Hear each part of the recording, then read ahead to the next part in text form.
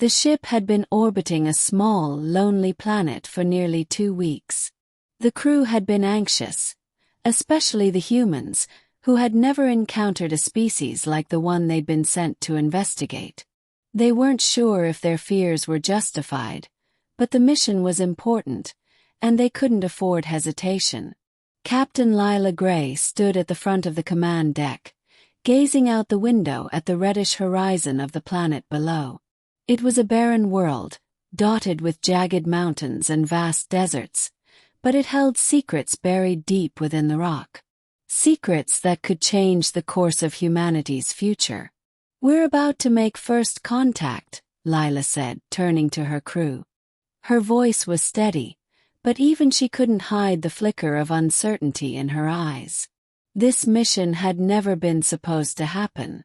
It had been a last-minute decision, one that had pushed them into uncharted space where few had dared to go.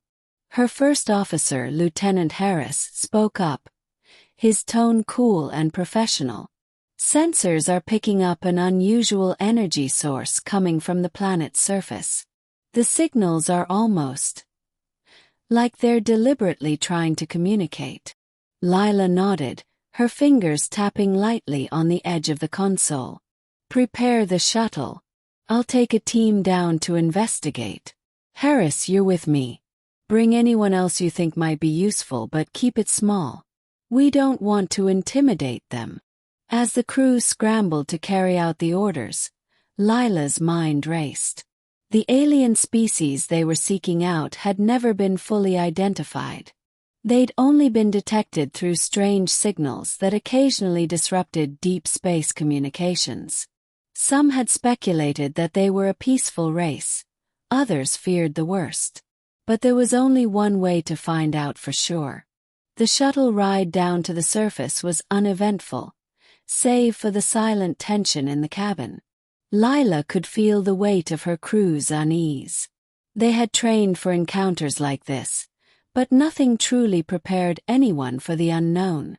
Upon landing, they emerged into a vast, sandy expanse. The ground beneath their feet seemed to hum faintly with some unseen energy. Lila's boots made a soft crunching sound as they pressed into the dust. She glanced around, taking in the desolate beauty of the world. In the distance, she could see the outline of a structure, a tower of some sort, dark against the orange sky. "Is that where the signals are coming from?" Lila asked, her gaze fixed on the distant tower. Harris checked his scanner and nodded. "Yes, Captain. That's our target." The team moved forward cautiously, but as they approached the tower, something unexpected happened. A flash of light erupted from the structure, blinding them momentarily. When their vision cleared, standing before them was an alien, a being unlike any human had ever seen. She stood at least 7 feet tall, with smooth silver skin that shimmered under the fading light. Her eyes were large, dark, and expressive, giving off an air of intelligence and curiosity. Her hair, if it could be called hair, was a translucent material that seemed to float and shift around her head, glowing softly like starlight. She wore no clothes, but her form was perfectly modest, as if the absence of clothing was natural for her. Harris instinctively stepped in front of Lila, his hand on the blaster at his side. "Stay back," he warned, his voice firm. The alien girl tilted her head, her expression unreadable. For a long moment, there was only silence as they stared at each other, unsure of what to do next. Then, in a voice that was surprisingly soft and melodic, the alien spoke. "I am Lyra. I did not expect visitors." Lila stepped forward, her calm demeanor slipping into professional mode. "We come in peace. We've been receiving your signals and we—" Before she could finish, Harris interrupted. "Captain, we don't know if we can trust this thing." He gestured toward Lyra, his suspicion palpable. Lyra's eyes flashed with something like amusement. "Do not be afraid of me, human. I do not wish to harm you. Lila turned to Harris, her voice low. Lower your weapon, Lieutenant. With obvious reluctance, Harris obeyed, but his fingers hovered near the blaster, ready to draw it at a moment's notice. We are peaceful explorers, Lila continued, her tone firm but respectful. We've come to learn about you, about your species. Lyra studied them both for a moment, then looked past them, her gaze seeming to penetrate the very atmosphere around her. You are not the first to come, but many before you have not returned. Lila stiffened. What happened to them?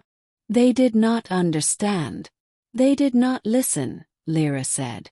Her voice had taken on a mournful tone. I told them that my people are not like yours. We are different. Different how? Harris demanded, stepping forward. Lyra's eyes turned toward him, and for a moment, the air seemed to grow heavier. We do not communicate in your ways. We do not think in your ways. Lila gestured for Harris to step back. Then how do we communicate? She asked, her voice softening. Lyra's lips parted as if she was about to speak, but then she stopped herself. Instead, she glanced behind them, her expression shifting. It's not just the words that matter. You must understand the heart. The team exchanged puzzled glances. Harris's suspicion hadn't waned, but Lila felt a strange sense of calm. There was something about this alien that intrigued her. She could see intelligence in those eyes, wisdom maybe. Can we meet your people? Lila asked, her voice steady. Lyra didn't immediately respond. Instead, she stepped aside, revealing a path behind her that led into the heart of the tower. You will meet them, but you must promise to listen. To not force your way. The crew hesitated, but Lila stepped forward. We promise, she said, and with that they followed Lyra inside. The tower was surprisingly spacious, though sparse. It seemed more like a monument to something long past than a place of habitation. The walls were covered in strange symbols, patterns of lines and circles that made no sense to Lila at first, but which seemed to pulse with an eerie energy. At the far end of the structure they came to a large circular chamber. There, standing in the center of the room, were several more of Lyra's kind. They were similar in appearance to her, tall, graceful, and ethereal, but there was a sense of power radiating from them. A quiet intensity that made Lila's heart beat faster. Lyra stepped forward and gestured to the group. These are my people. We are the Aranai. We are not your enemies. But we are not your allies either. Lila felt a strange tug in her chest. She had expected the Aranai to be distant, unapproachable, but they were so much more complex.